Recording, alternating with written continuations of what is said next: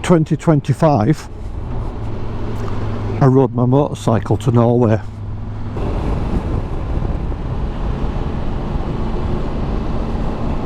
Was it really that expensive?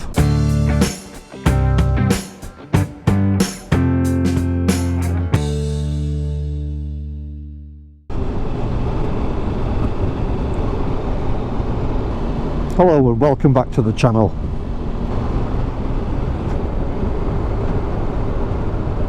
In the summer of 2025 I rode my Triumph Tiger 1200 GT Explorer to Norway.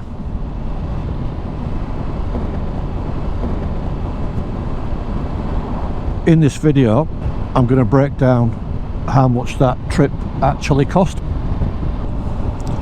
For those of you who want to know now, it was £1,884.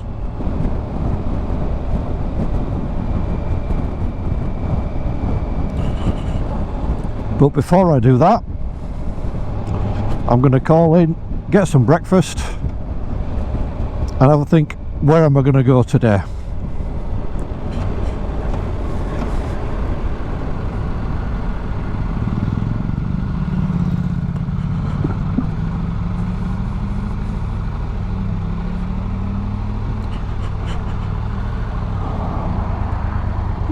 I'll speak to you in a bit.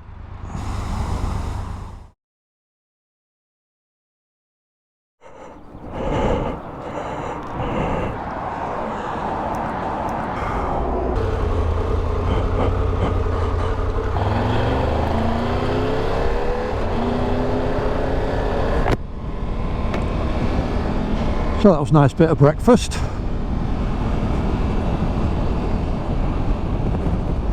But it looks like it's going to be another warm day today. It's 30 degrees already. So I mentioned that the total cost was £1,884. Being on the road for 20 days, it averaged around £94 a day. But that isn't the whole story.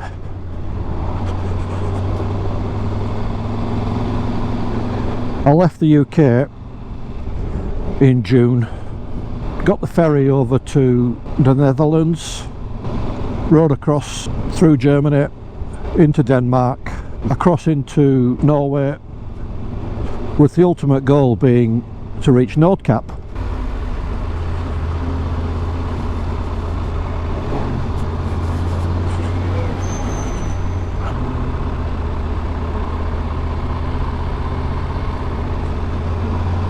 Whilst I was in Norway, I took the opportunity to do the southernmost point, westerly, northerly and easterly point.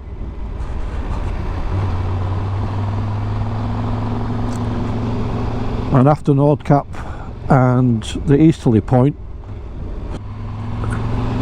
I came down through Finland into Sweden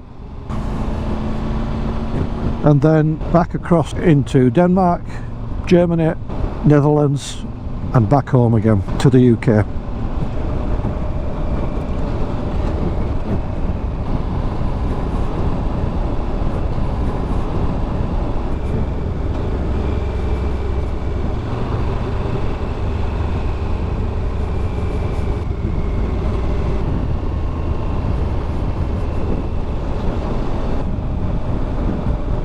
So in this video I'm going to break down the £1,884 into what it cost me for fuel, accommodation, food, ferries and tolls.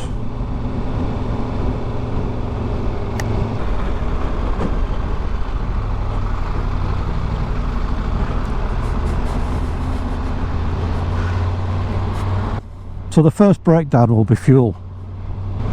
I spent a total of £673 on fuel, which was roughly about £37 per day.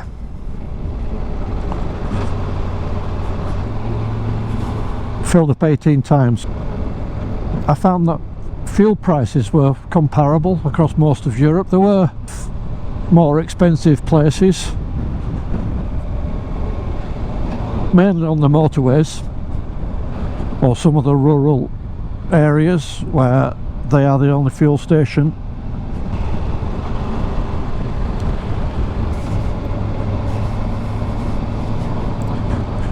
Regarding the fuel, the bike consumed about 451 litres of fuel over the entire journey, which was 5,358 miles. It averaged out to about 22 litres per day. I took the ferry from Hull to Rotterdam. I didn't include it in the overall cost because from the UK people can actually choose a number of routes.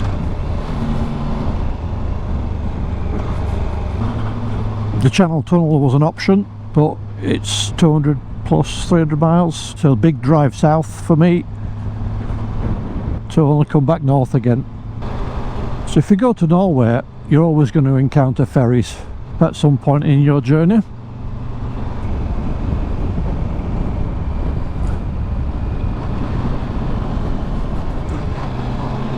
So the first ferry I actually took was across the river Elbe in Germany, which was, I think, about £7.50 one way. I also took it on the return journey as well, so I'd say that was about £15.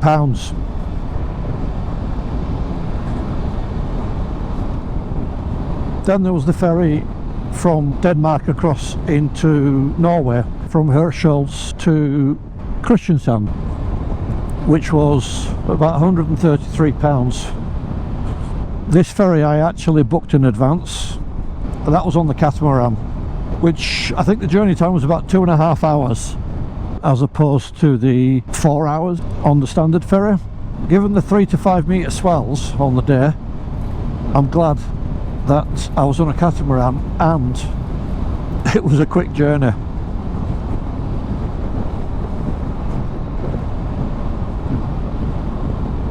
The ferries in Norway, I'd signed up for FerryPay. Effectively, you register your number plate and a credit card, and when you board a ferry, if that ferry is not free and there is a charge, the attendant will take a photograph of your number plate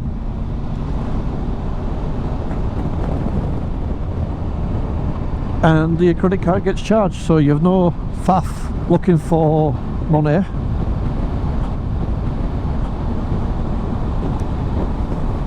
Which I thought is a brilliant system. Even the ferry from Bordeaux to Lofoten was very cheap. I think the most expensive ferry in Norway was Andenes across to Grødefjord on Senja.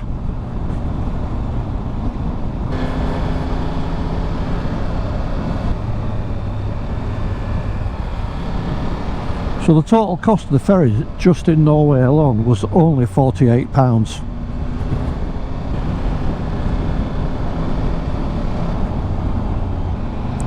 If you don't want to catch the ferry from Denmark to Norway, you can always ride round. Which then brings me on to tolls. There are several toll roads in Norway, and motorcycles are exempt from paying tolls.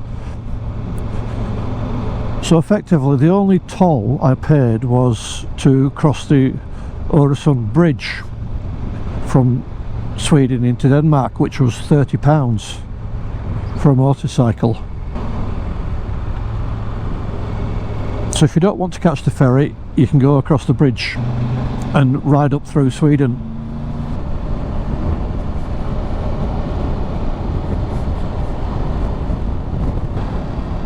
Next we come to accommodation.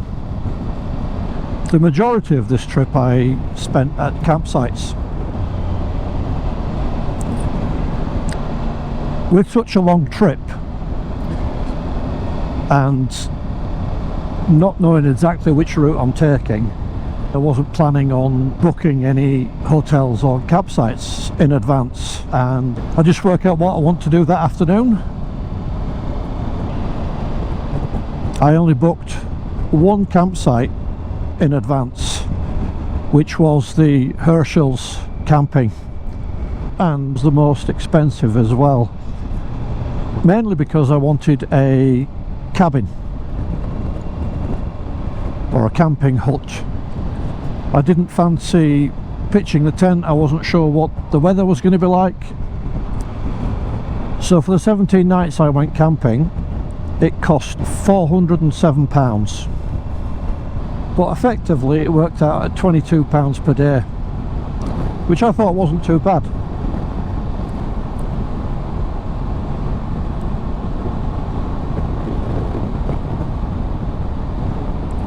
On the very far east of Norway, in Vardø, I actually stayed in a hotel, which was £131 a night. After a very long day on the bike from Nordkapp, there were some campsites about, but there were another 3-hour ride, which I didn't really fancy.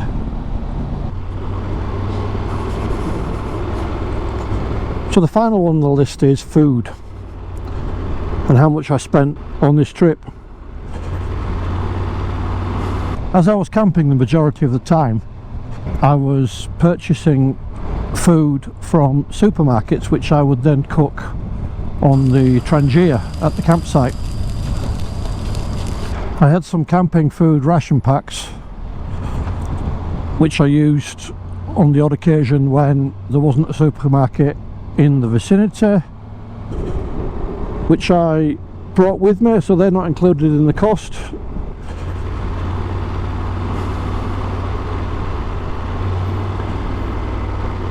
Total cost was £447, and over the whole tour it worked out at £22 a day.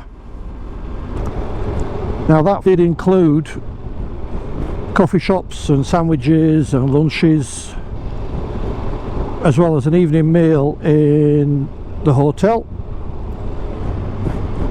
So there you have it, the breakdown of the cost. £1,884. So that wraps it up. Thank you very much for watching. Thank you to the new subscribers that came on after my Norwegian trip and the posting of those videos. Thank you for all of your comments, and I'll hopefully see you on the next tour. Thanks for watching. See you again soon.